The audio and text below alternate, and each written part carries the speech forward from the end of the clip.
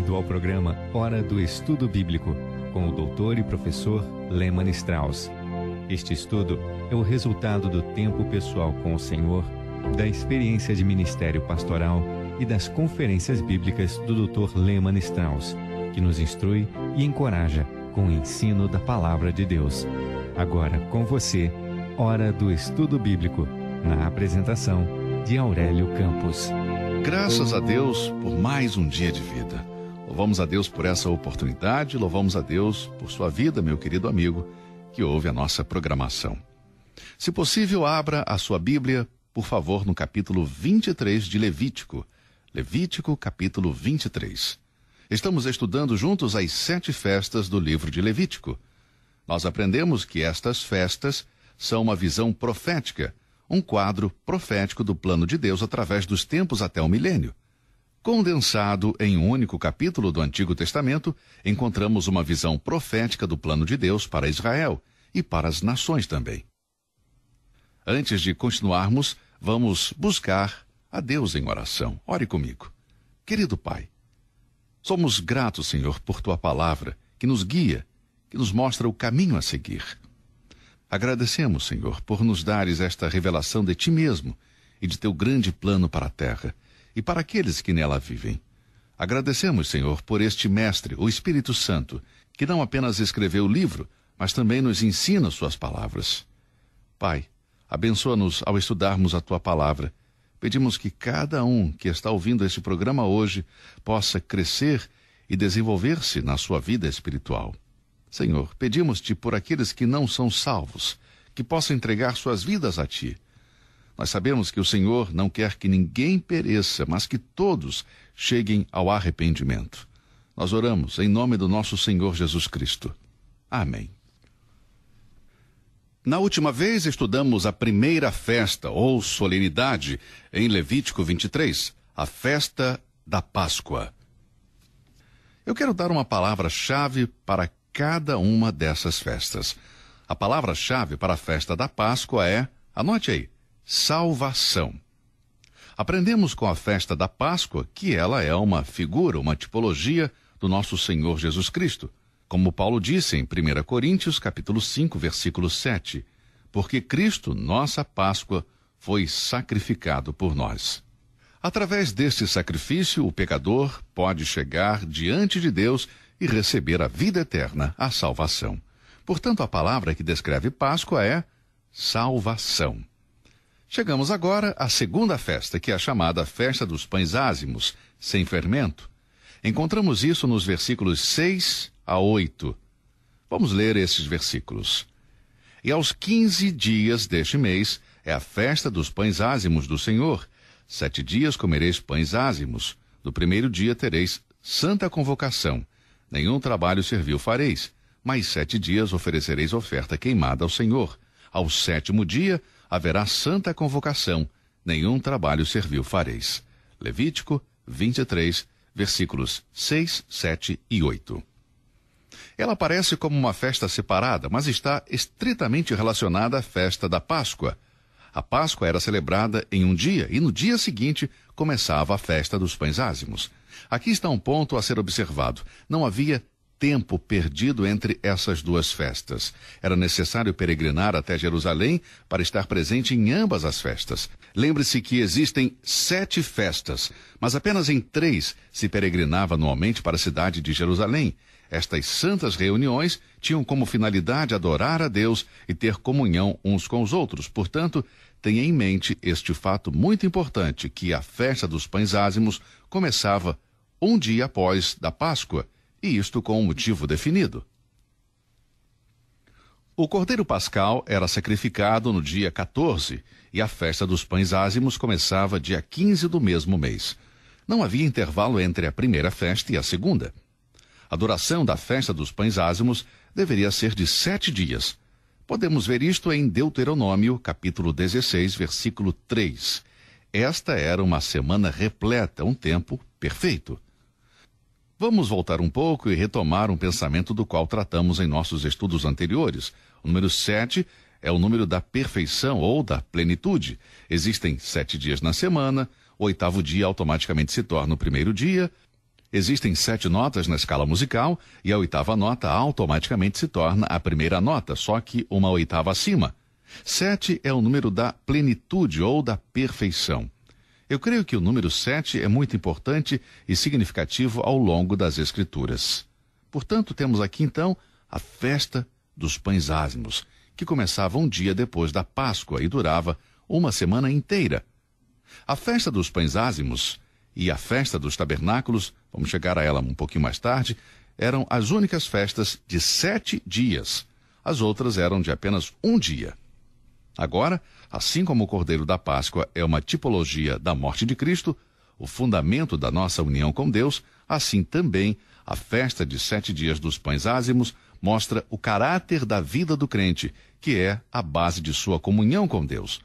Há uma diferença entre a união do crente com Deus e sua comunhão com Deus. A união é de uma vez para sempre. Quando alguém nasce de novo, espiritualmente, é eternamente unido a Cristo. Está em união com Cristo. 70 vezes nas epístolas de Paulo encontramos a expressão proposicional em Cristo. E Paulo escreve em Romanos 8 que nada pode separar-nos do amor de Deus em Cristo Jesus, nosso Senhor. Assim, no momento em que um pecador se aproxima da cruz e recebe o Senhor Jesus Cristo como seu Salvador, ele recebe a vida eterna. Não parcialmente e nem por um tempo limitado, mas para sempre, eternamente. Essa união nunca pode ser rompida. Mas uma coisa é estar em união com Cristo, por crer e confiar nele, e outra coisa é desfrutar de uma comunhão com ele. Há aqueles que foram salvos, mas nunca tiveram uma vida de estudo da palavra de Deus, ou uma vida de oração ou de testemunho, nunca adoraram ao Senhor ou tiveram comunhão com os outros crentes. Eu tenho certeza também que existem muitos crentes professos que nunca nasceram de novo. Sou testemunha de que existem pessoas que fizeram uma profissão de fé em Cristo, que foram batizadas e fazem parte de uma igreja, mas que nunca foram salvas. Mas neste caso estou falando de pessoas que foram salvas, mas nunca desfrutaram de um bom relacionamento com Deus. E tenho certeza que posso estar falando com pessoas como estas agora, possivelmente você que está ouvindo esse programa. Você pode dizer, sim, eu sou salvo, mas nunca tive um bom relacionamento com o meu Senhor. Tenho sido negligente em estudar a palavra de Deus. Tenho sido negligente em minha vida de oração. Não tenho testemunhado aos outros. Eu não estou desfrutando de um relacionamento com os outros crentes na igreja. Eu não estou envolvido nas coisas de Deus, mas sei que sou salvo. Bem, algo está errado aqui. Sua comunhão com Deus foi quebrada. É importante distinguir entre a nossa união com Deus e a nossa comunhão com Deus. A fé no sangue do Senhor Jesus Cristo é a base para a união, mas uma vida santa é a condição para desfrutarmos da comunhão. Alguma vez você já se perguntou por que tantos cristãos não desfrutam de uma vida cristã? Conheço pessoas que afirmam ser salvas, mas não têm prazer na vida cristã. Assistem aos cultos, mas resistem à palavra de Deus ao invés de desfrutar dela. Se eles tiverem que passar um tempo com outros crentes, será um tempo monótono para eles. Algo está errado com pessoas assim. Se você confiou sua vida a Cristo, o Cordeiro Pascal, e crê na sua morte sacrificial para a salvação, então, meu amigo, você deve ter comunhão contínua com Deus. E isso nos leva à segunda festa, a festa dos pães ázimos. O fermento na Bíblia é sempre, preste atenção, o fermento na Bíblia é sempre, sem exceção, um símbolo de maldade. Você nunca vai encontrá-lo na Bíblia simbolizando algo bom. E por representar o mal, ele deve ser removido da vida do crente. Esta tipologia é muito clara. Na mesma passagem aos Coríntios, 1 Coríntios capítulo 5, nós lemos: Alimpai-vos, pois, do fermento velho, para que sejais uma nova massa, assim como estáis sem fermento. Porque Cristo, nossa Páscoa, foi sacrificado por nós. Neste versículo temos uma referência à festa da Páscoa, porque Cristo, nossa Páscoa, foi sacrificado por nós.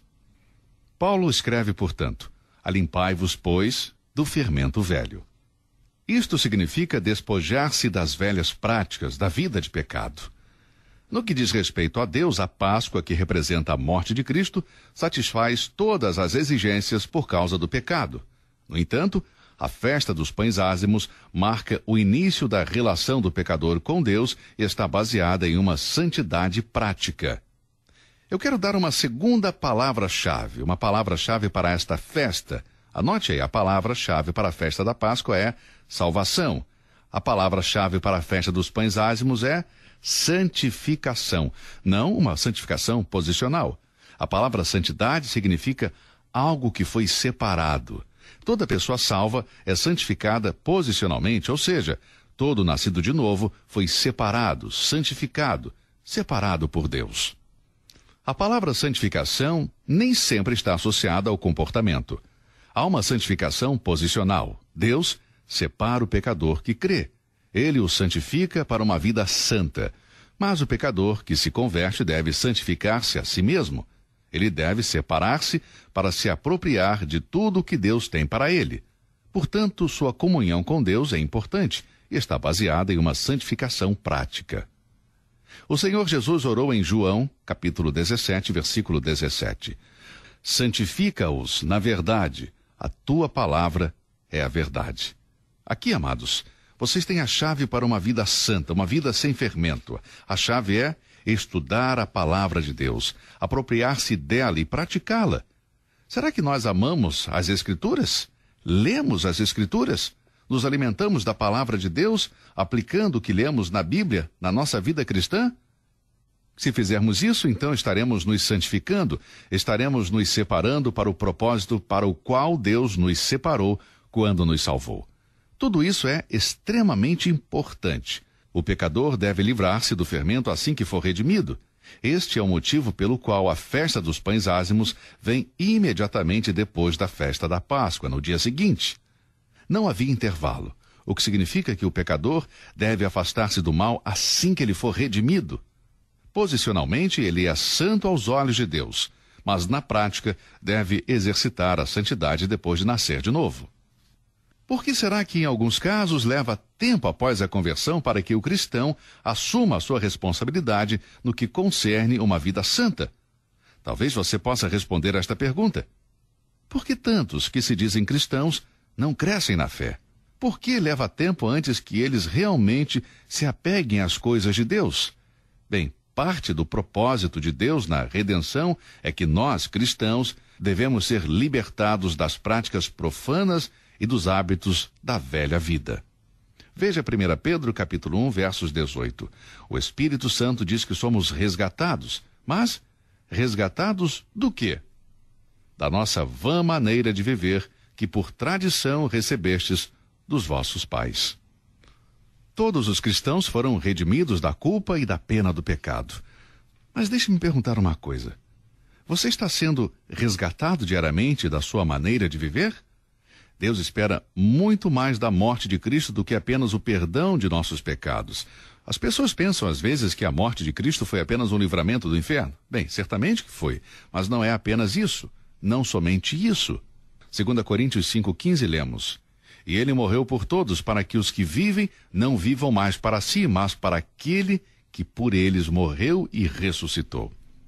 Neste ponto, preciso deixar bem claro que ninguém, exceto os salvos, podem viver uma vida santa. Seria ridículo um pregador esperar que pessoas não salvas, na sua audiência, se comportem como cristãos. Creio que muitos pregadores cometem esse erro. Deus nunca transfere a responsabilidade de um cristão a um não cristão, pelo simples fato de que eles não são capazes de obedecer a Deus. Nenhum de nós é capaz de obedecer a Deus. Precisamos uma capacitação divina para fazê-lo.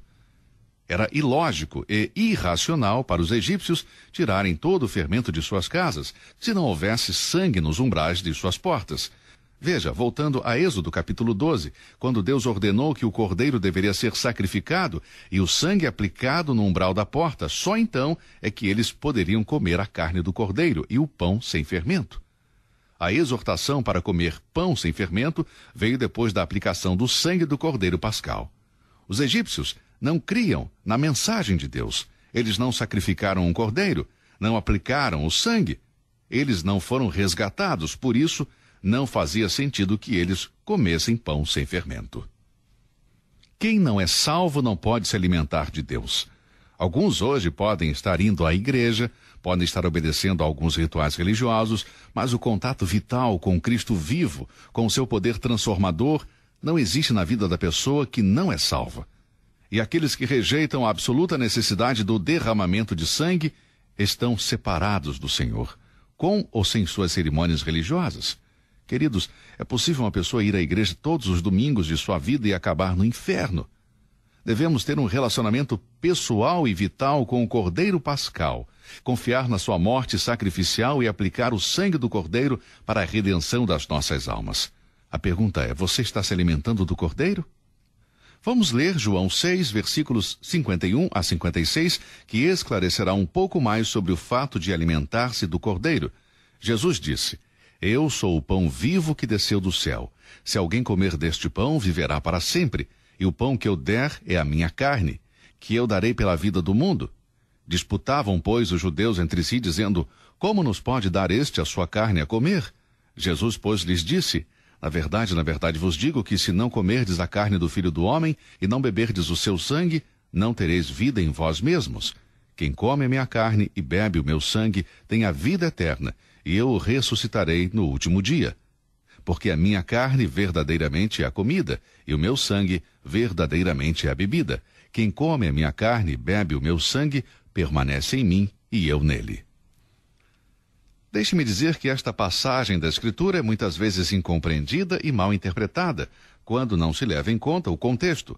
O Senhor Jesus não está falando literalmente de comer a sua carne e beber o seu sangue. Isso seria absolutamente impossível. Ele está falando no sentido figurado, não literal. Nenhum rabino, nenhum sacerdote, nenhum pastor evangélico ou missionário pode transformar um pedaço de pão literalmente no corpo de Cristo. Ninguém pode pegar vinho e com um passe de mágica transformá-lo no sangue de Cristo. Todo mundo sabe que isso é impossível. Comer a carne e beber o sangue de Cristo não se aplica à ceia do Senhor. Dizer que Jesus ensinou nesta passagem de João que aquele que não participar da ceia do Senhor será cortado da vida eterna é um erro muito grande de interpretação. Se fosse assim, todos aqueles que morreram na infância estão perdidos para sempre. Por quê? Porque nunca participaram da ceia do Senhor. Também poderíamos dizer que o ladrão na cruz não foi salvo. Ele não teve a oportunidade de participar da ceia do Senhor. Pelo contrário, o nosso Senhor ensinou que as crianças estarão no céu e que o ladrão que morreu na cruz foi salvo. Comer a carne e beber o sangue de Cristo não faz alusão à ceia do Senhor. O que o nosso Senhor quis dizer então? Bem, simplesmente isto. Alimentar-se de Cristo representa esse relacionamento íntimo com Ele, que fortalece e sustenta o Filho de Deus. Ninguém hoje consegue entender como os pães e os peixes foram multiplicados para alimentar 5.000. Eu não consigo explicar isso. Basta dizer que a multidão foi alimentada e ponto. No entanto, alimentar aquela multidão não foi meramente pela necessidade física, mas também para servir de símbolo espiritual. Veja João 6,35. E Jesus lhes disse: Eu sou o pão da vida, aquele que vem a mim não terá fome, e quem crê em mim nunca terá sede. Você não vê, querido, que Cristo é o alimento para as nossas almas? Ele é a fonte de força e desenvolvimento espiritual. Ele é o Verbo, como diz João 1:1. No princípio era o Verbo, e o Verbo estava com Deus, e o Verbo era Deus. É desta palavra que devemos nos alimentar espiritualmente. Porque a palavra de Deus é viva e eficaz, e mais penetrante do que espada alguma de 2 gumes, e penetra até a divisão da alma e do espírito, e das juntas e medulas, e é apta para discernir os pensamentos e as intenções do coração. Hebreus 4:12. Leia a sua Bíblia em oração. Leia diariamente, de forma consistente, com diligência, com devoção, na dependência do Espírito Santo. Ela é o leite para o crente, 1 Pedro 2:2. É o alimento sólido para a alma, Hebreus 5:12 a 14. O profeta Jeremias disse: Achando-se as tuas palavras, logo as comi, e a tua palavra foi para mim o gozo e a alegria do meu coração. Jeremias 15:16. O cristão que rejeita a Bíblia está rejeitando a provisão de Deus para o seu crescimento espiritual. Nossa santificação prática e nosso desenvolvimento espiritual dependem do nosso apego à palavra de Deus. Jesus orou ao Pai: santifica-os na tua verdade, a tua palavra é a verdade. No mesmo contexto, em João 6, ele disse no versículo 63, a carne para nada aproveita, as palavras que eu vos disse são espírito e vida. Nós nos alimentamos do Cordeiro quando estudamos e obedecemos às Escrituras. Esta é a lição principal da festa dos pães ázimos. Mas não terminamos ainda. Vamos continuar com a segunda festa, porque há um ensinamento vital nas Escrituras sobre o fermento. Nós estaremos vendo isso no próximo programa.